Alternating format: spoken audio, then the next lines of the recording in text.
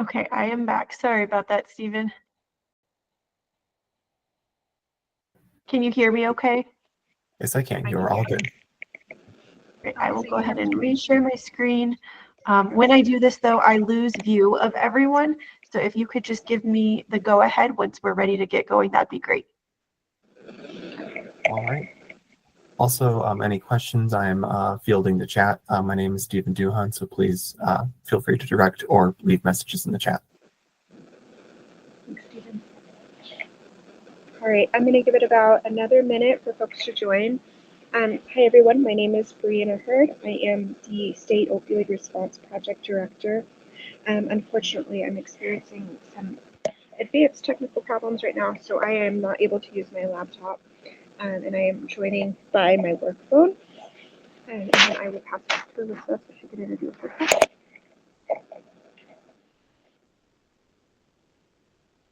Thanks, Brianna. Sorry about those technical problems. Never fun, especially on a Friday.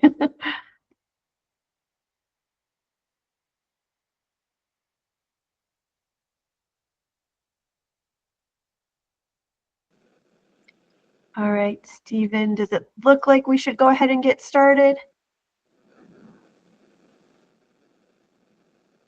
1 second. We are expecting about 17 people. We have about... Give it like 2 more minutes. Okay. Give it like 2 more minutes for a couple more people to trick in, but I would say at the, and after that, you can feel free to start. Everything's being recorded. Okay, sounds great. We'll give folks a couple more minutes to join.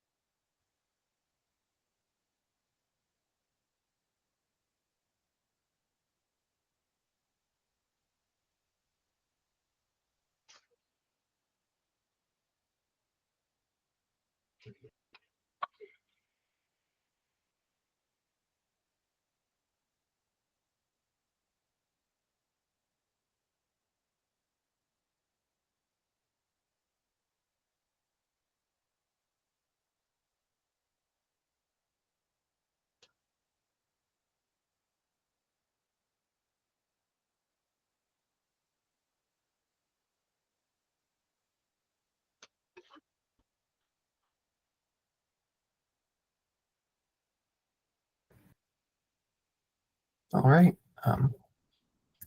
Just note for everyone, we're recording, so anything that we miss, we can easily send back to you all.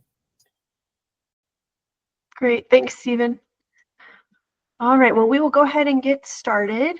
My name is Alyssa Mastroni. I'll do a bit of an introduction in just a minute, but I want to thank you all for joining today's training webinar about the GIPRA data collection that's required for the State Opioid Response Grant. I am representing the Evaluation Center at CU Denver, and the State of Colorado Behavioral Health Administration has partnered with our center to help manage and collect the GIPRA data that is required for the State Opioid Response Grant. So I will be facilitating this training today, and I am also able, you're able to reach out to me at any time during your data collection process if you have questions, and I will share my contact information in multiple areas of this presentation today. So like I mentioned, my name is Alyssa Mastroni. I am the operations manager at the Evaluation Center, and I also manage all of the GIPRA data collection and that's required for the State Opioid Response Grant. So you can reach me at gpra@sorcolorado.org, and then my phone number is on the screen as well. I will be sharing a website with you all today, and my contact information is available there as well. And I will be sending out a follow-up email after this training to everyone who attends So you will have my contact information there too. So you all know how to get a hold of me in case you have any questions that come up related to the GIPRA data collection. And for today's training, we really do have 4 objectives that I want to focus on.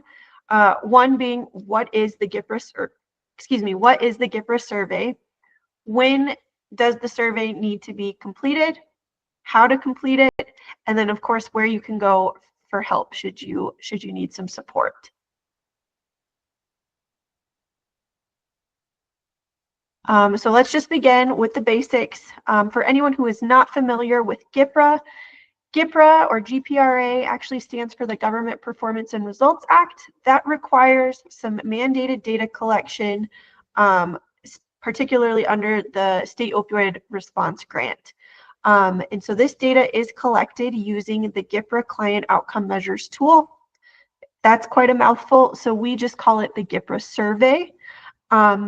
And more specifically, you all would be responsible for completing the GIPRA intake survey. And so that's what we will be focused on during today's training. There are 2 other data collection points, the GIPRA follow-up and GIPRA discharge. However, that is where our center, the Evaluation Center, has partnered with the state to really reduce the burden on any SOR-funded providers and handle that data collection. So the only data collection related to GIPRA that you all would be responsible for is the GIPRA intake survey. And so various programs or services are required to collect this GIPRA data. You all are, the JBBS folks, and one of the groups that are required to collect this data amongst quite a few others across the state. So all of this data is submitted to our center, and then we upload it to the federal reporting database.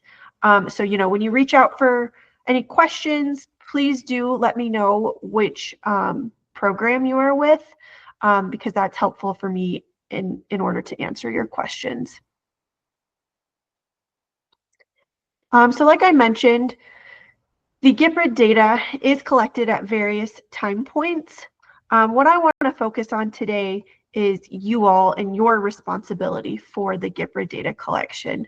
SOR-funded providers are only responsible in our state, in the state of Colorado, to collect the GIPRA intake survey. From there, you submit the data, we receive it, and my team at the Evaluation Center then handles the remaining data collection. We do our best to reach out to clients for about a 3-month check-in post-intake. This is where we just verify and update their contact information and remind them of their follow-up survey that's coming. For JBBS, this may look a little different compared to the other, clients that we are following up with. So we will need to work through that. However, we will always reach out to clients for their 6-month follow-up survey. And then if and when a discharge occurs, we complete that data collection point as well. Discharge is another point I want to kind of put a pin in for right now. This is the first time we are collecting GIPRA data for jail-based services. So there are a few things that we will kind of just need to work through as we are doing this data collection and learning along the way. So I appreciate your patience and flexibility.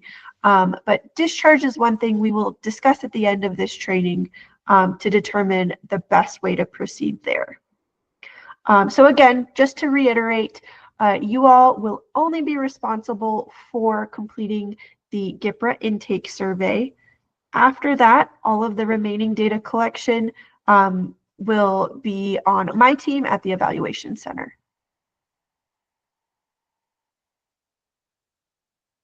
All right, so the main responsibilities for SOR-funded service providers are, again, to complete that GIPRA intake, but also to complete it in a timely manner. The grant requires the data collection to occur within 3 days of the client being admitted to services.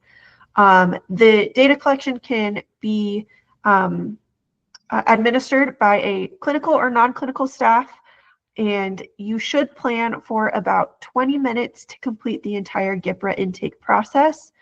However, the more you do it, the quicker that process will be. And we will talk through that process in just a minute. But as you are getting started, I would plan for about 20 minutes to complete the data collection. So our next question that we want to answer today during today's training is, how do you even complete the GPRA intake? So there really are 3 steps to the entire intake process. The first being gaining client consent. We have a client consent form that we will talk through. The second step is completing a client contact form, which we will talk through the details of that as well. And then the third and final step is actually administering that GPRA intake survey, submitting the data. After that, all of the data collection gets handed over to the evaluation center.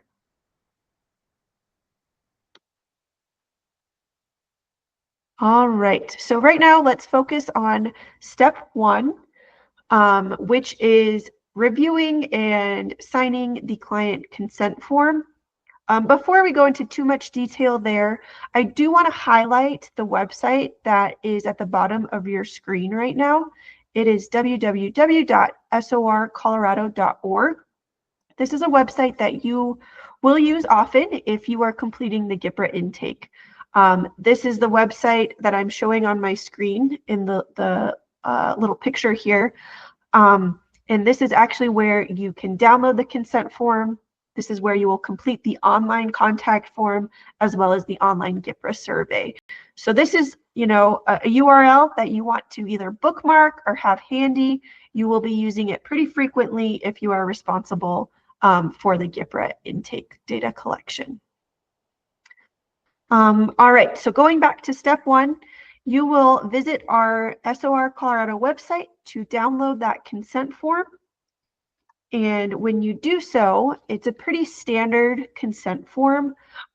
It does note that participation is voluntary. However, we really want to strongly encourage participation in the survey because it is very important for the state of Colorado to maintain the SOR funding. There are up to 3 GPRA surveys or GPRA data collection points that the form covers. The first being the intake that you all would be administering, and then it discusses that the evaluation center then reaches out to the individual to complete the follow-up and discharge surveys. Should someone participate in the follow-up survey, they will receive a $30 gift card that will be distributed to them from the evaluation center. I want to pause here and reiterate that it's only for the follow-up survey that the individual will receive a $30 gift card. That information is covered in the client consent form, but sometimes folks, get confused and they are expecting a $30 gift card for the intake survey, and that is not the case. It's only for the follow-up survey. And again, that's something that the evaluation center will distribute to the clients when we're able to reach out and get a hold of them for their follow-up. They can choose either a physical or digital gift card, and it is to a grocery store in their area. All right, so moving along, the consent form, like I mentioned, is a pretty standard form. The most important thing is that the very last page should be signed by the individual in that they're agreeing to participate in this data collection. Then this signed page should be stored internally. It is not something that you all will mail or submit to us. We just ask that you store it internally, whether it's that physical copy or a digital copy if you want to scan it and upload it. Whatever is easiest for you all is what I encourage you to do. But that signed copy should be stored.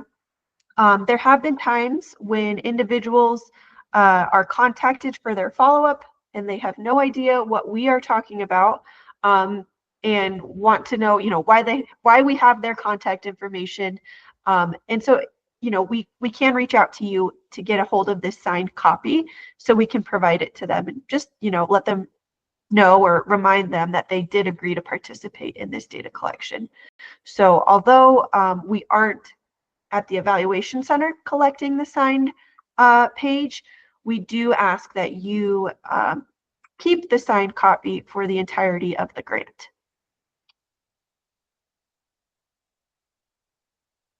All right, so gaining client consent is step one. After you do that, the second step is to actually complete the client contact form.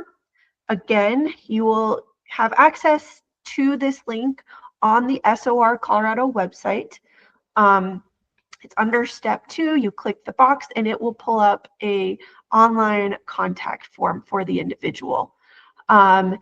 The contact form is very important because the actual GIPRA survey does not collect any identifying information about the individual, such as their name, any contact information. Therefore, without the contact form, the evaluation center really has no idea how to reach this individual. Again, this is the first time that we will be administering this GIPRA data collection for jail-based services. So the contact form is something that we all will need to work through together collectively. It collects the client's or the individual's phone number, an address.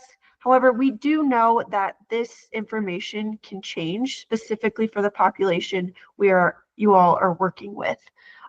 So any contact information that you have at the time that you're filling out this form is great and what we will go off of, knowing that it can change very quickly for this population. Other than that, it's a very standard contact form. We're asking for name, phone number, mailing address. That is only used so we can mail out those gift cards if and when it's needed. And then we do ask for a backup contact.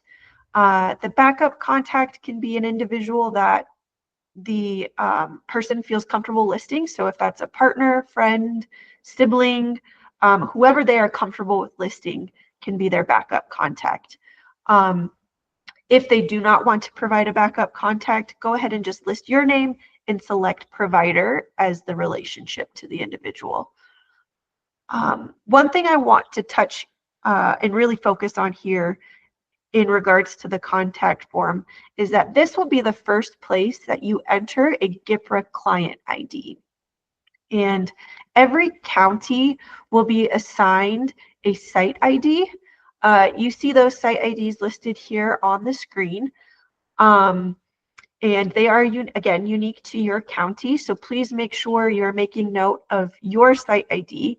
These are also available when you go to the contact form.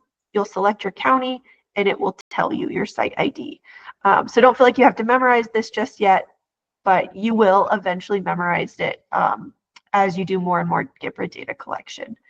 And the important thing here is that you will enter your site ID as the first 6 digits of every GIPRA client ID you create. The remaining characters after your site ID can be whatever unique client identifier you use internally. Usually we recommend, an electronic health record number is what has been used in the past, or whatever client identifying system you all use, you can use that to tack on to the second part of your site ID. So really, it's a combination of your site ID plus that unique client identifier is what creates your GIPRA client ID. And you will note this GIPRA client ID both in the contact form as well as in the GIPRA survey. They should be identical in both because that is how we link the data. If you submit a contact form with a GIPRA client ID that is different than what you enter in the survey, we will see that as a mismatch and we will reach out to you to correct that data entry error. So it is just very important that you are using the correct site ID as well as a unique client identifier to create your GIPRA ID, and then using that GIPRA ID in both the contact form as well as the survey. Again, if we see something that, you know, is missing, or if it's off, we will reach out to you to correct that data entry error.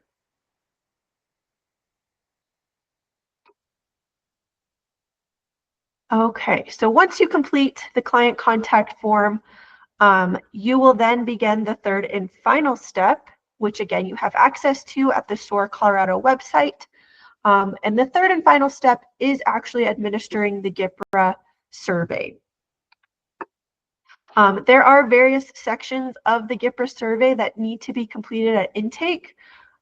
We will briefly walk through each of these sections in my upcoming slides, but I really do want to encourage everyone to visit the SOR Colorado website and download a copy of the GIPRA survey so that you can actually see the questions that are asked. I really think it's important that everyone's familiar with the survey before you administer it for the first time.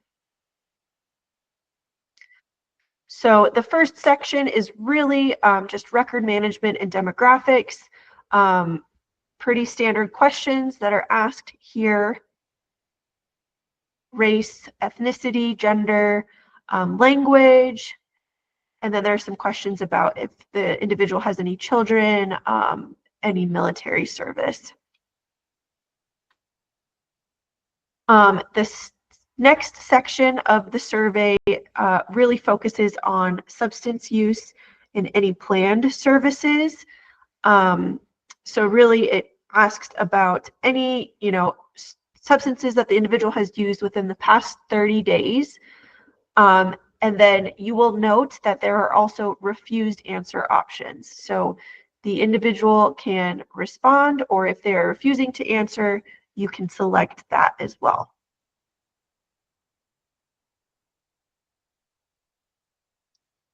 The next section really focuses on living conditions for the individual within, again, the last 30 days, and a refused answer option is available here too. Section D focuses on education, employment, and income. This does ask about lifetime experiences as well as within the last 30 days. And again, refused answer options are available for these questions as well.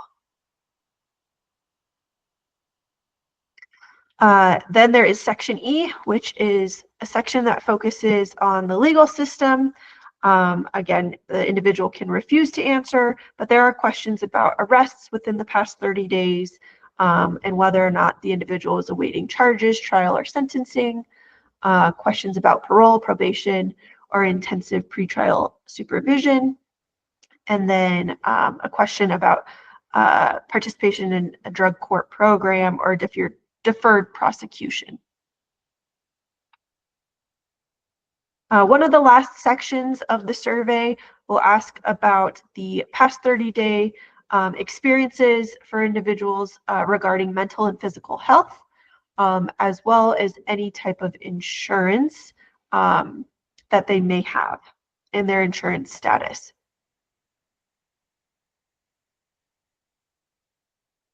And then the final section of the survey asks about past 30-day experiences related to social connectedness, if the individual has participated in any support groups, and the type of support they received from family and friends.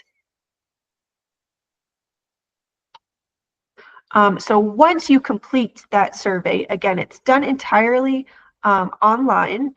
That would conclude the GIPRA intake process. So to reflect on the entire process, the very first step would entail you gaining client consent. The second step is then completed online at sorcolorado.org. That's where you will complete the client contact form. And then the third step actually administering the GIPRA intake survey, and again, submitting that data online. I do want to offer a few important just reminders. It is very important that all of the questions that are in the GIPRA intake survey are asked as they are written. You should not eliminate or substitute any questions, and the GIPRA intake survey should be completed as soon as possible after services are initiated. I also want to offer just a few tips for you all in doing this data collection. Again, I really think it's helpful if you familiarize yourself with the GIPRA survey questions, and you can do so by downloading a copy of the GIPRA tool from the SOR Colorado website. I very briefly touched on each section, but it will be helpful for you all to just review the actual questions as they will be read. So I do encourage everyone to go to the website, sorcolorado.org, and download a copy of the GIPRA tool so you can read through the questions before you are administering it for the first time. And that really is important because, in order to be as efficient and save time, as much time as possible, we do encourage you to incorporate this data collection into your existing workflow. So from my understanding, you all may be completing an assessment, some type of intake assessment anyway. And so it will be really important to see where you can, overlap the GIPRA intake survey with your assessment and just, ask the question once and enter it in both places. So that is my second tip for you all, is once you're familiar with the GIPRA survey, really, I encourage you to incorporate it into your existing workflow as much as possible to help save time. And then my third tip for you is, you've heard me mention it quite often now, and I'm doing that purposefully, but sorcolorado.org is the website that you all will need in order to do this GIPRA data collection. So I encourage you to bookmark it, write it down, save it somewhere safe that you can refer to. But sorcolorado.org is where you will go to access any provider resources, but also to complete the actual data entry. Again, here is a screenshot of our website where you will see there are provider resources available to you all. This is where you can download a copy of the GIPRA survey. You can view a list of your site IDs so you know how to create those GIPRA client IDs.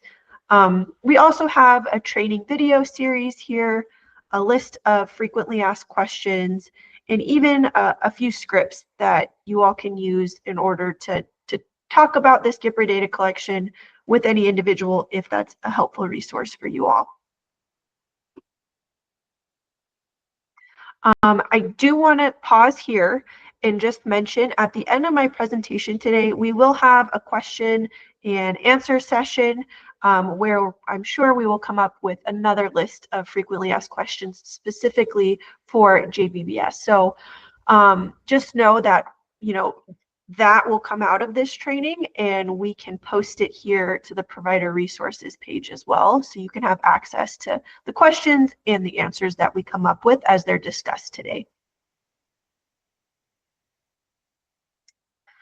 All right, another thing you can use the SOR Colorado website is to request training. So, if you or your colleagues want to view a training very similar to what we're going through today, this is where you can either schedule that training so you can meet with me over Zoom, or you can take an online GIPRA training course that we have available here on the website as well. So either training option is available to you all and your colleagues, but training is very important for anyone who is planning to do the GIPRA data collection before they get started.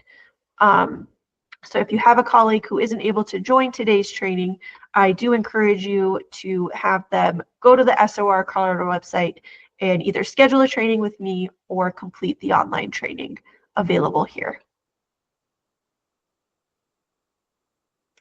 All right, so one thing we put a pin in at the very beginning of this training was discharge. So discharge data collection is something that is required for the grant. However, SAMHSA has really relied on the individual providers to define what discharge means. So we go off of the discharge policy of the provider, and when an individual discharges based on their internal policy, that's when a discharge form is submitted. So this part of the data collection is facilitated again through our website. There is a discharge tab you would go to. However, I want to hold this for our question and answer session to really talk through what discharge might look like for jail-based services. So I just want to bring it up here and know that this is one of the things that we will need to be a bit flexible and talk through, knowing that this is the first time we are administering GIPRA data collection for jail-based services. All right, so that does conclude the training for today, and we will now open it up for our question and answer session. Before we do that, though, I want to highlight the SOR Colorado website here, as well as my contact information. Feel free to write any of this down. And then the other thing that is very important and on the screen is I would like everyone to visit this website here or use the QR code to access the link, just to let us know that you attended today's training. This will be very helpful for me as I'm reaching out to folks. I will send out a follow-up email after today's training with important links, as well as just a recap of what we talked through. So I would greatly appreciate it if you can visit this website, list your name and contact information, and then I will be sending out a follow-up email to everyone. Hey, Alyssa, I think there was a question in the chat from our folks at Jefferson County. By provider, do you mean the medical provider that will be administering the MAT treatment? That is a really good question, and thank you for allowing me to clarify there. I think that will vary depending on the county and who is designated, or who you all are designating as responsible for doing the GIPRA data collection. So if it is your medical provider who is actually doing this data collection, that is fine. If it's someone else, then provider would just be whoever is doing the data collection. Does that answer your question? Chris, does that answer your question? Sorry, I was looking for my mute button. Yes, I think so, but I know that you were saying that the provider would be the person who would determine the discharge process or when somebody is considered discharged. So, and I think that they pretty much go by once somebody is released, they're considered discharged. But okay, that's what you mean, is whoever is going to be doing the administering the actual medications, however they consider discharged, is what you would also consider discharged. correct. That is exactly it. Yep. Okay, great. And if it's okay with everyone, I'm actually going to stop sharing my screen so I can see you all. But please let me know if you need any of that information. I can pop it back up. So this is Brianna, Brianna Hurd. I'm the project director that you've likely communicated with through your contracting. I want to talk about your question, Chris, because I know that, we've encountered this huge barrier of correctional healthcare contractors not wanting to participate in the GIPRA survey and flat out refusing. And I also can't see the attendee list very well right now either on my phone. So if you're one of those counties that's experienced that pushback, I'm sorry, that's really frustrating.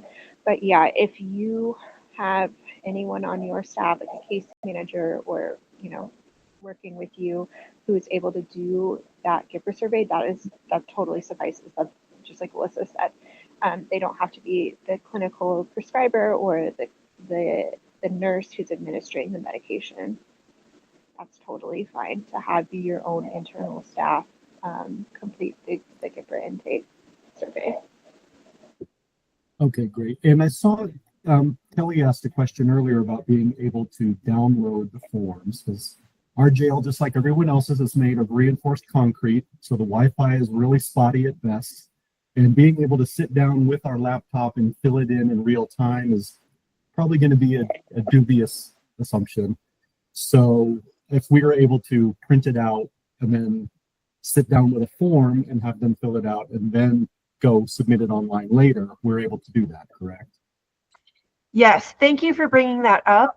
I completely understand, and that is definitely to be expected. So you can download a hard copy of the intake survey. And actually, I can just show you how to do that if y'all bear with me while I reshare my screen. 1 second. I'll answer a question while you're sharing your screen. Seth asked, does discharge also mean if they've been taken off MAT or diverting or requesting to be taken off?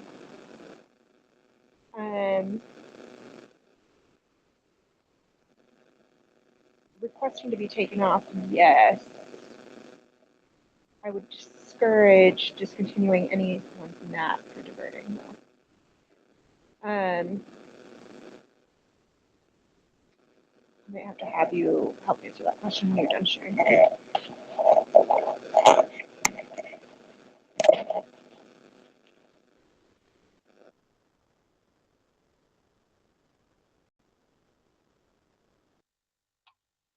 Okay, so I do have the SOR website pulled up here. Under provider resources, this top tab here, we have a resource library. And in the resource library, you will see a GIPRA survey, both in English and Spanish. When you click this, you can actually download a hard copy of the survey. It's not the prettiest thing to look at, and you will need to follow the skip patterns here, but it can absolutely be used to collect the data and then go back and enter the data online.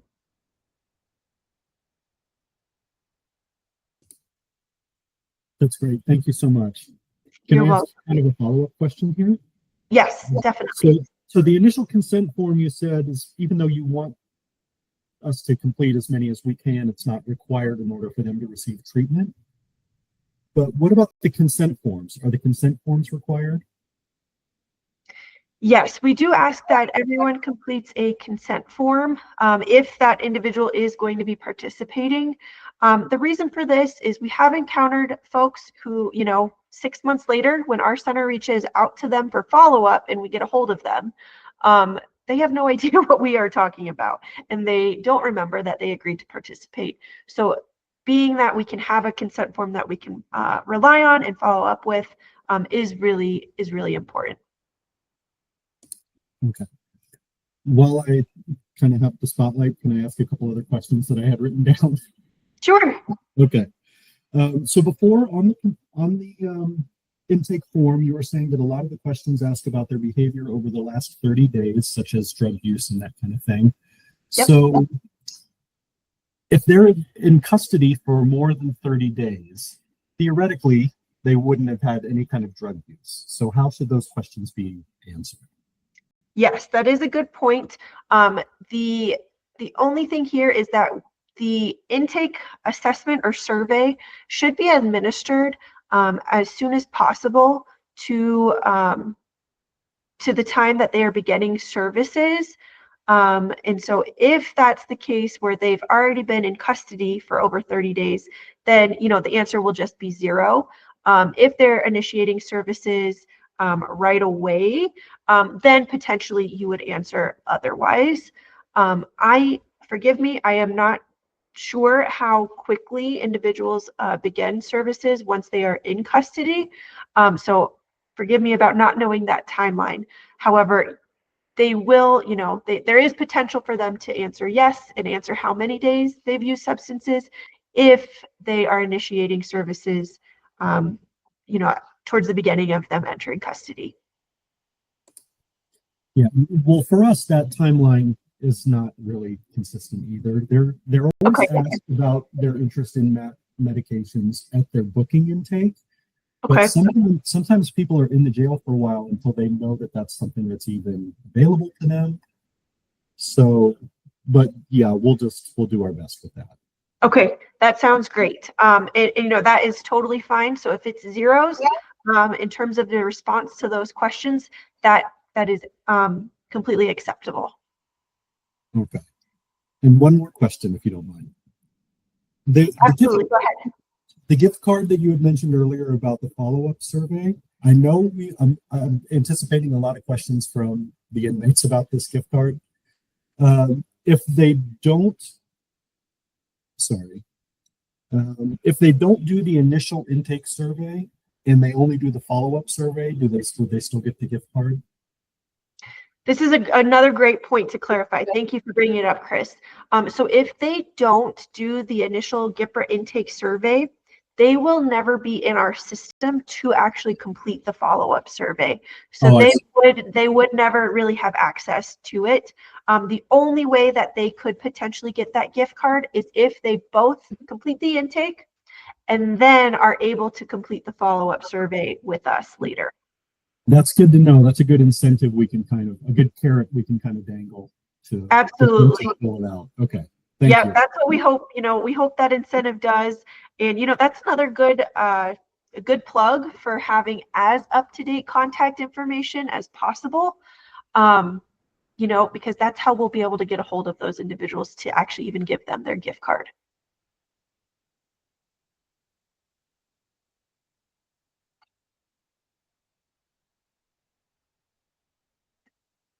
All right. Any other questions? I'm going to pull up our chat here and see if I've missed.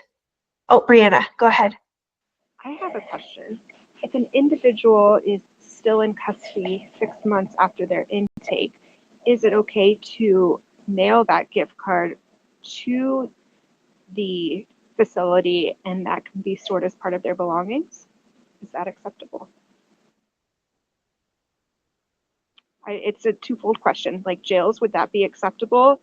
And then I do assume tech can send it out to the jail for them.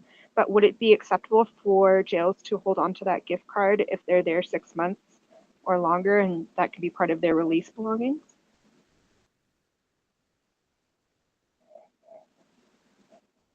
I'm going to assume that you can. Does any of the jails want to answer that question? Yeah. I can answer for Weld County. Weld County wouldn't do that. You wouldn't make it part of their release No. belongings? Okay. Hi. Chris, you would put it in their property? Okay. So some of you would be able to do that. Okay. Thank you for answering that. Can I ask a quick question? Just so if a person comes in, they want MAT services, but they don't want to sign the consent, that we still can provide them services underneath the SOR funding. Yes, you can. Okay. But it is heavily tied to our funding and how much we're allotted every few years when we restart this grant. So there is a way out, but it impacts what we receive from the feds later. Yep. To some degree. Jill, I see you have your hand raised.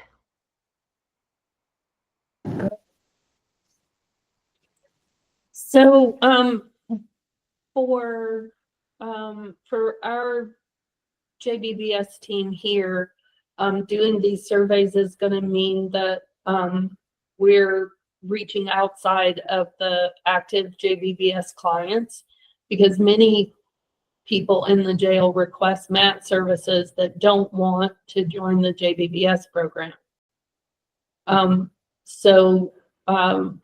Is there a problem in phrasing the questions in such a way that we get the answers from the 30 days prior to them being in jail, not the 30 days that they were in jail that I've now come to talk to them about math. Yeah, that's a good question. And again, it's one of these things where since this is the first time we are administering this survey in jails, just another thing we'll have to work through. If that's the case, I do believe that we should just be putting down past 30-day use, knowing that, it's going to be most likely 0 if they've, been in the jail for the past 30 days. And it's going to look like zeros in the survey, but that is okay. Because you're going to get like a lot of those from our jail, because only the clients that were compliant in a community-based program and then got arrested, only those clients are going to be talked with immediately about this survey. The rest of them have to wait until just before their sentence is over and they're released to start math services. So that whole entire population is going to be zeros. That's going to be a lot of zeros. Okay. Stephen and Brianna, I think that's something we will need to think through in terms of your reporting, just knowing that will be the case. And it will look a bit different than other populations served who are doing GIPRA intakes. Just to repeat this one more time, that in order for that your clients are receiving JBBS services, so like after the 30 days that they've been essentially released released, that then they will be approached with MAT services, thus meaning that that 0 is because they've been because they kind of missed their window, so to speak.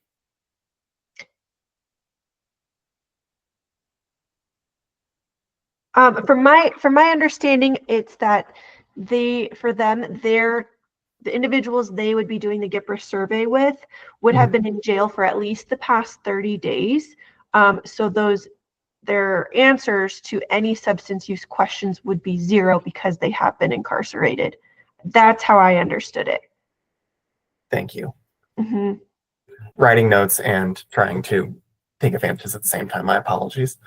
No worries. So I think from the reporting point on your side, Stephen, it's just to be aware that 0 is going to appear a lot for past 30-day substance use. And that's okay. We can write that into our report. Great. Thanks. That's okay. Thank you for bringing that point up, Jill.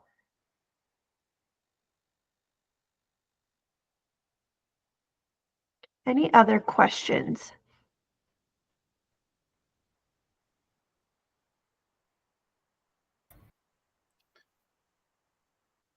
This is Brandon again. Just my understanding was that we were going to do the intake and not do the discharge, but it sounds like you're wanting us to do the discharge. Could you just clarify that? Yeah, thank you for creating the space for me to clarify that. You are not responsible to do the discharge. The only thing we ask you is when a client does discharge, you just submit the form. It's a very short form. You basically put their ID and the date of discharge. Online, you submit it to us, and then we handle the discharge from there in terms of the discharge survey, at least. We just ask that you submit the discharge form, which really is a very short form, letting us know that the individual has discharged. Otherwise, we would not be aware that that discharge has taken place. Does that make sense? Yeah. Okay, thank you. Yeah, Jill. So as I'm understanding from how the purpose of surveying these individuals as they're receiving services from the grant, the discharge will have to happen for JBBS clients when they release from jail. that's when the discharge happens, because at that point they're going to a community provider. They're probably Medicaid-based clients at that point. So for JBBS, if that's what this whole group is, then yes, you do have to submit those discharges, not just for your enrolled JBBS clients, but for all the MAT clients when they release from jail. This is Brandon. I think our JBBS program, we did that transitional tracking for a year following. So we would then keep them enrolled in our program until that year passed and discharge them. But if you're not administering the medication, like, are they coming on site to get medication from you? If they were coming on site to get medication from you during that year, then yeah, you would keep them on until you discharge them. But when they leave your facility and you are no longer giving them that medication, that's the discharge. Yes. So when we stop the medications, That's when you can discharge. Do like the SOR funding. Yes, we're working with JBBS to give that to you, but it's not under the same type of programming or facilitation. So as soon as they're out your door, discharge them. Or send that discharge notification over to Alyssa's team. Yep. They'll take care of the follow-up. this is Brandon again, and maybe I misread something. I thought this was also for methamphetamines, or no? Yeah, I mean, if they're, how are you using your funding, Brandon? What's under your budget? Yeah, we're going to use our funding to, supplement the non-medical MAT staff.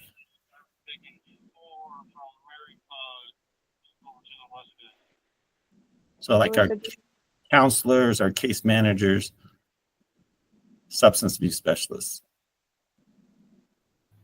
So Brandon, I think those would still fall under your JBBS funds. I'm not sure. I don't know. I'm not sure. Well, SOR is covering those expenses. They're covering that FTE, and that's perfectly fine and allowable. Yeah. It's just whether or not the clients that those positions see, or the inmates those positions see and care for, are GIPRable. Alyssa, do you have input? I will need to look into that and discuss that further with you all at BHA. I am not sure. Brandon, we'll email you separately. All right, thanks. Yep. And I did Yes, your funds can supervise and support folks who are using stimulants. Don't worry about that. The FTE that we're covering for you, those positions can treat individuals with stimulant use disorder.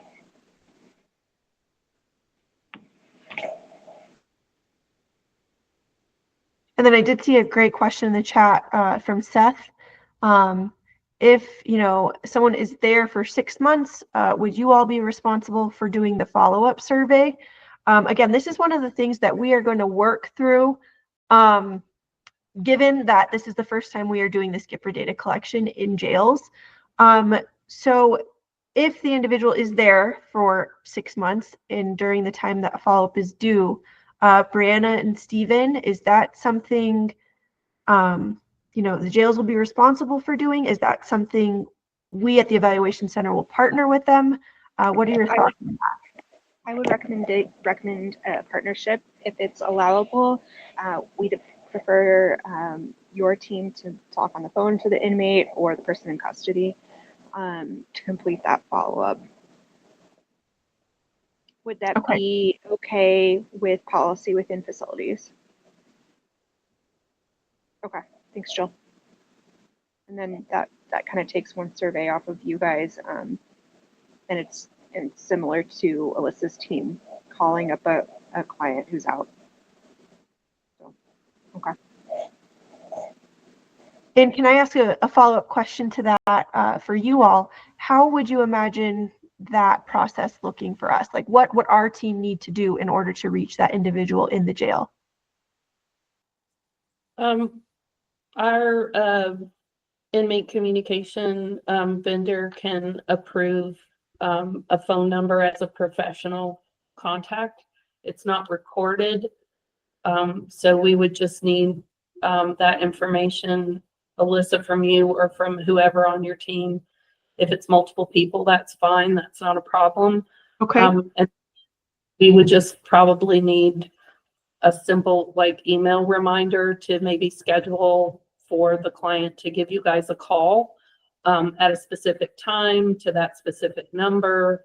And then you guys could do the follow-up survey with them. Does that sound all right? I think that sounds great. Just to clarify, it would be the client or the inmate calling us outward. Okay. You tell us what time, what day you want it to happen and what number they need to call. And if we could get the phone numbers kind of ahead of time of whoever your team is that would be making the calls or making surveys, and we could get those approved ahead of time as professional contacts. The inmates do understand that those kinds of calls are not recorded, so that should give them the freedom to speak freely. Okay. And survey questions. And then if we tell them this is who you need to call, this is the person you're calling, this is the date and time of the call, you know, you guys can kind of work that in as a schedule, and it could be just the phone. Great. That sounds like a pretty seamless process there. How, what is the process like to get added to your communication vendors list? I just need names and phone numbers. That's all. Okay. And Will County Jail, we would have to have the person's name and copy of their driver's license. And then we'd have to do a background check and approve you as a professional visitor. Okay. And once we did that, I can send you all those applications and processes. Okay. And Brandon, what county are you from? Weld County. Brandon. Okay. And Jill, what county are you from? Pueblo. Pueblo. Okay. So I believe this will be something that we will need to discuss county by county, since there will probably be different, slightly different nuances for each county. And Brianna and Stephen, we will probably need to think through together, in Brandon's instance, how that will work for our teams.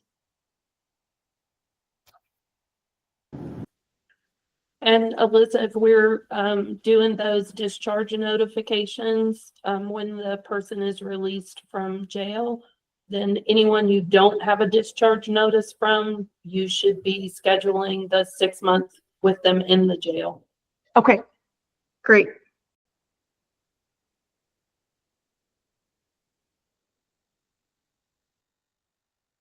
Thank you.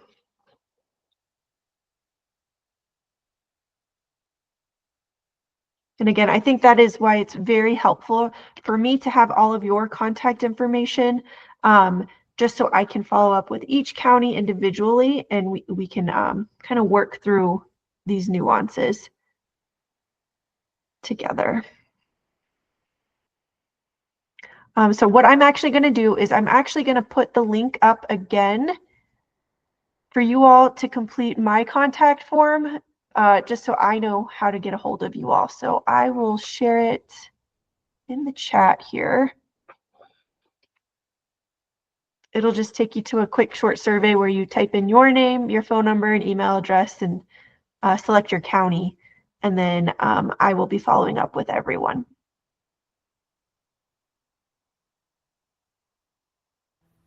Thank you for doing that. I think that's going to be great, because I do think there's going to be some, and this is Kelly, by the way, I'm one of the JBBS program managers.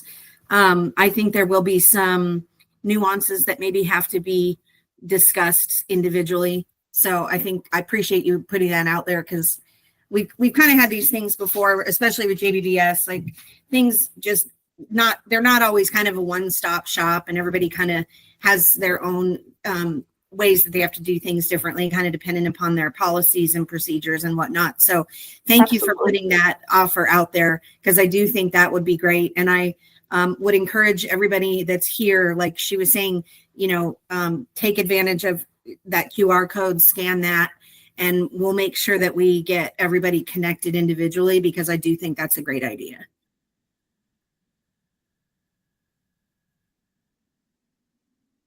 Thanks, Kelly. Yeah, I think it'll be really helpful to kind of go county by county. Everyone's slightly different, and we can answer your questions that way.